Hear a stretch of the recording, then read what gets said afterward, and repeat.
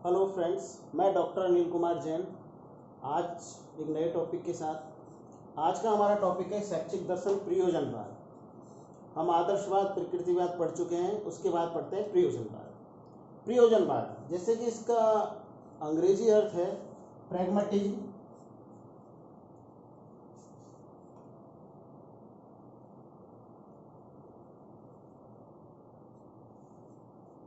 Pragmatism, प्रयोजनवाद। ये pragmatism शब्द Greek भाषा के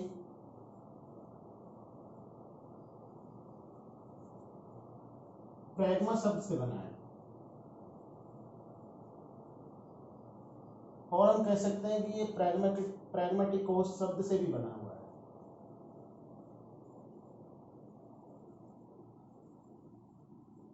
ऐसा बताया जाता है कि ये दो शब्दों से, प्रैग्मा से भी बना हुआ है और प्रैग्मेटिकोस से भी। तो हम जानते हैं प्रैग्मा का अर्थ क्या है और प्रैग्मेटिकोस का अर्थ क्या है। प्रैग्मा, इसका मतलब होता है कार्य, या हम कह सकते हैं क्रिया, या हम मान सकते हैं कि एक तरह से प्रभावपूर्ण कार्य।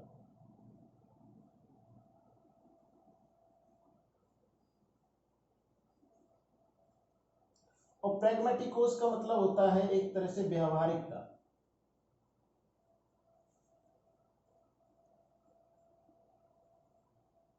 हम इन्हीं शब्दों से पता करते हैं कि प्रैग्मेटिज्म या प्रयोजनवाद वह है जो कि कार्य पर, क्रिया पर, या हम कह सकते हैं व्यवहारिकता पर ज्यादा आधारित होता है। प्रयोजनवादी मानते हैं कि वही सत्य है जो कि व्यवहारिक है। ये कहते थे कि सत्य वो नहीं है जो पहले से निर्धारित है। मान लीजिए किसी ने कहा कि वो सत्य है, लेकिन ये नहीं मानते। ये कहते थे कि सत्य वो है जो कि व्यवहारिक है, जिसको हम अपने व्यवहार में प्रयोग कर रहे हैं या जो हमारे लिए उपयोगी है, वही सत्य है। ये पहले से निर्धारित सत्य पर विश्वास नहीं करते थे। प्रयोजनवादी ना ही विचार पर विश्वास करते थे, ना किसी मन पर विश्वास करते थे, ना आत्मा पर, ना किसी आध्यात्मिकता पर विश्वास करते थे, ना प्रकृति में विश्वास करते थे। ये केवल व्यवहारिकता और उपयोगिता में ही विश्वास करते थे।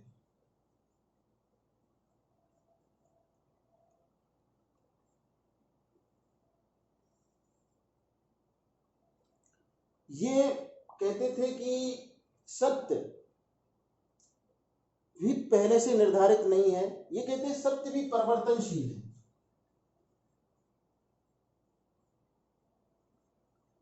सत्य क्या है? परिवर्तनशील है। ये सत्य को परिवर्तनशील मानते थे। ये कहते थे कि जिस तरह से हमारे जीवन का स्वरूप है, ये भी परिवर्तनशील है। जैसे कि जीवन के स्वरूप का मतलब है कि कभी शैशव अवस्था, कभी बाल्यावस्था, किशोर अवस्था, प्रौढ़ावस्था, ऐसे ही हमारे जीवन का स्वरूप बदलता है। इसी तरह से सत्य भी परिवर्तनशील है, सत्य भी बदलता है। पहले से निर्धारित सत्य को ही हमें सत्य नहीं मान लेना चाहिए। सत्य वह है जिसको कि व्यवहारिकता, उपयोगिता, विश्वसनीयता, प्रायोगिकता की कसौटी पर जिसको हमने मापा हो, वो ही सत्य है। ये यही कहते थे।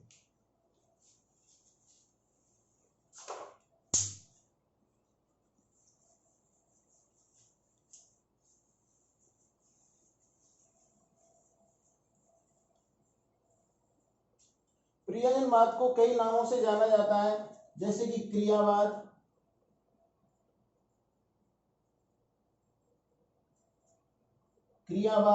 या हम कह सकते हैं कि व्यवहारवाद। ये भी कहा जाता है, और ये नाम दिए थे इसको Charles Sanders Peirce. Charles Sanders Peirce, इन्होंने प्रयोजनवाद को क्रियावाद या व्यवहारवाद कहा। अनुभववाद,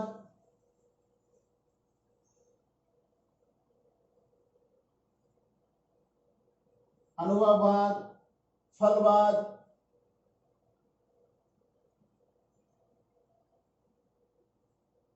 ये नाम दिए थे अपने विलियम जेम्स।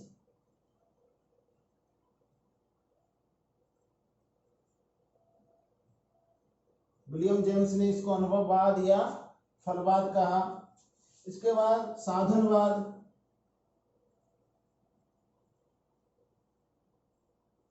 करणवाद,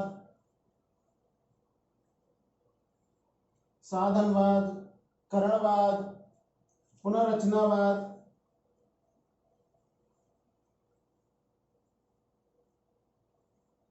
पुनर्रचनावाद और प्रयोगवाद।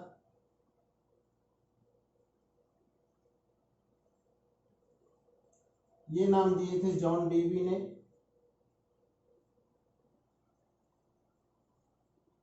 जॉन डेवी ने कहा था इसे साधनवाद, करणवाद, पुनर्रचनावाद, प्रयोगवाद और प्रयोजनवाद कहा था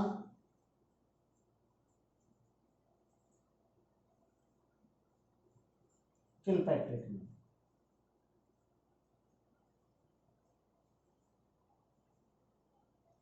देखिए नाम से ही पता चल रहा है क्रियावाद कि ये क्रिया में विश्वास करते थे।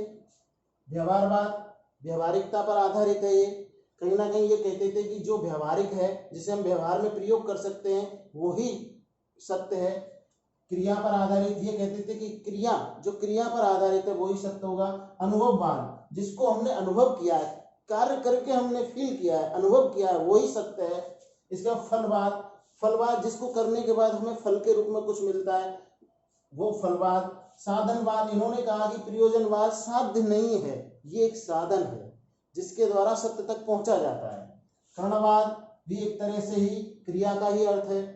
इसके पुनर्रचनावाद, इसमें हम कहीं ना कहीं एक तरह से रचना करते हैं, क्रिएटिविटी, एक तरह से कंस्ट्रक्ट विजुअल, मतलब संरचना, एक रचना।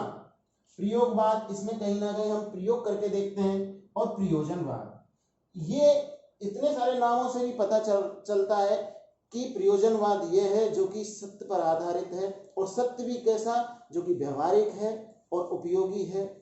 पहले से निर्धारित सत्य सत्य नहीं माना जाएगा। ये इसके कुछ नाम हो गए।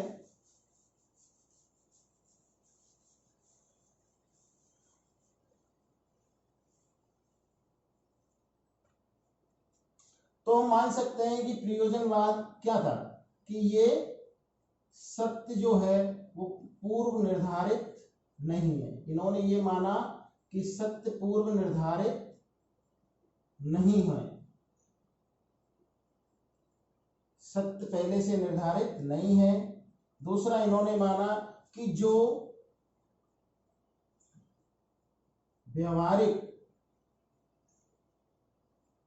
व उपयोगी है, जो व्यवहारिक है या उपयोगी है, वही क्या है, वही विश्वसनीय है।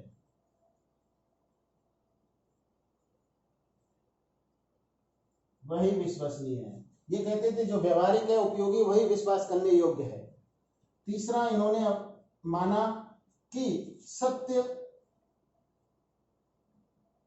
परिवर्तनशील है।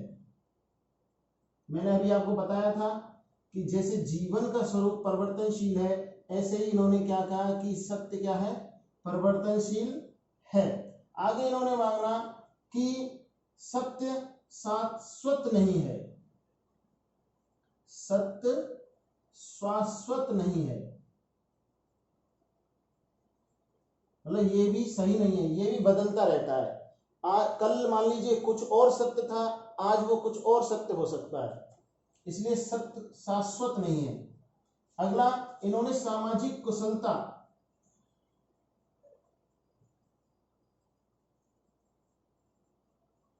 सामाजिक कुशलता को ही सामाजिक विकास का आधार माना।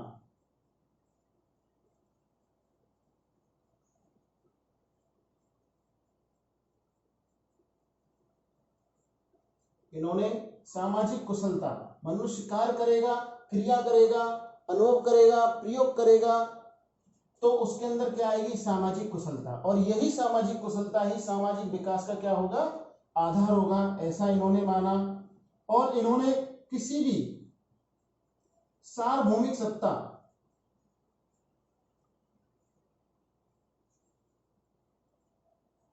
इन्होंने किसी भी सार्वभौमिक सत्ता में विश्वास नहीं किया। जैसे कि आपने पहले पढ़ा था पहले टॉपिकों में आदर्शवाद ईश्वर, आत्मा, परमात्मा, पुनर्जन्म, इस तरह की चीजों या सार्वभौमिक सत्ता कोई ना कोई है, ईश्वर वगैरह, इसमें विश्वास करते थे। लेकिन ये इस तरह से किसी भी चीज में विश्वास नहीं करते हैं। ये केवल यही कहते थे जो व्यवहारिक है, जो उपयोगी है, जो प्रायोगिक है, वही सत्य है, ये उसी को ही सत्य मानते थे। तो इस तरह से प्रयोजनवाद हमको समझ में आया। आगे आते हैं,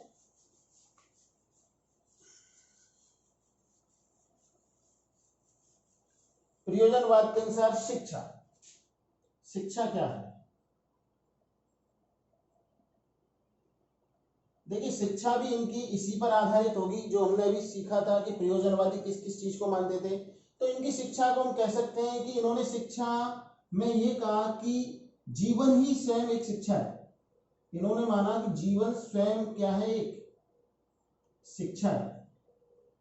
इंसान जैसे जैसे जीवन जीता है उसका जीवन का स्वरूप बदलता रहता है, वो बहुत कुछ सीखता रहता है, सीखता सीखता अनुभव करता रहता है, क्रिया करता है, वही उसकी एक तरह से शिक्षा है। ऐसा इन्होंने माना कि जीवन अपने आप में क्या है, एक स्वयं शिक्षा है।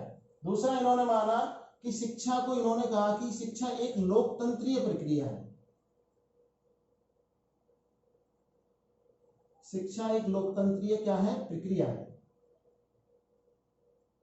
कि इसमें इंसान अपने आप अनुभव करता है, क्रिया करता है, सीखता है, फ्री रह करके आगे बढ़ता रहता है और सीखता चलता है। तो इन्होंने शिक्षा की जो प्रक्रिया है उसको क्या माना, लोकतंत्रीय माना। इसमें किसी भी तरह का कोई प्रेशर, कोई दबाव नहीं, किसी भी तरह का कोई हस्तक्षेप नहीं होना चाहिए। इन्होंने शिक्षा के बारे में आगे कहा कि शिक्षा सामाजिक जीवन का आधार है।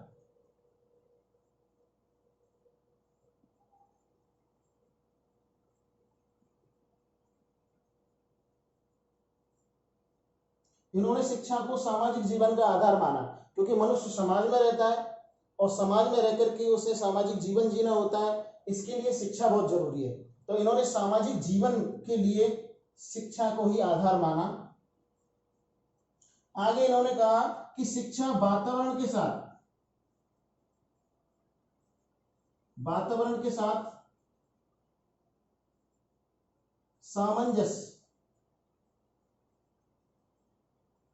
या हम कह सकते हैं अनुकूलन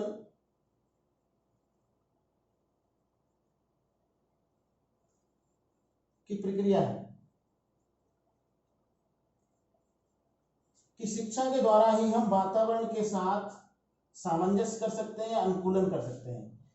शिक्षा को इन्होंने इस रूप में माना कि शिक्षा अगर है तो हम वातावरण के साथ में सामंजस्य कर लेंगे और अनुकूलन कर सकते हैं।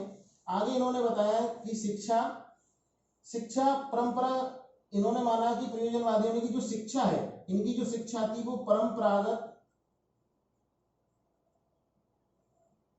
परंपरागत ज्ञान के विरुद्ध एक क्रांति है।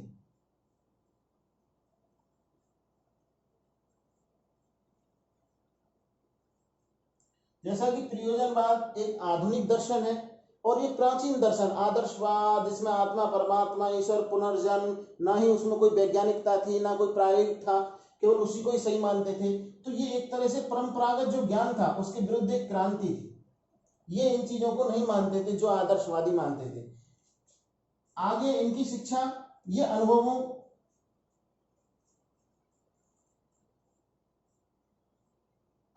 का पुनर्निर्माण, इनकी शिक्षा में अनुभवों के पुनर्निर्माण पर ज्यादा बल दिया गया है और इसके अलावा लचीले व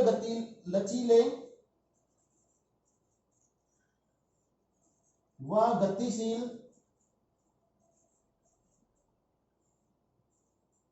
मस्तिष्क का विकास। इनकी शिक्षा ने ये और माना, इनकी शिक्षा इस पर आधारित थी कि मनुष्य का जो मस्तिष्क है वो कैसा होना चाहिए, लचीला व गतिशील। हमको किसी बात पर अड़ नहीं जाना चाहिए कि नहीं नहीं वो ही होगा, वो ही सही है। अपने मस्तिष्क में भी हमें फ्लेक्सिबिलिटी लानी होगी, उसमें भी हमें गतिशीलता या मोबिलिटी लानी होगी, क्योंकि जैसे जैसे मनुष्य का स्वरूप बदलता है तो हमें नई नई चीजों को एक्सेप्ट करना होता है। कि नई नई चीज़ों को हमें मानना पड़ता है। ये इनका शिक्षा था, शिक्षा दर्शन था। आगे के टॉपिक में आगे इनके शिक्षक, विद्यार्थी, वातावरण, अनुशासन, विद्यालय, इसको पढ़ेंगे हम अगले पार्ट में। नमस्कार।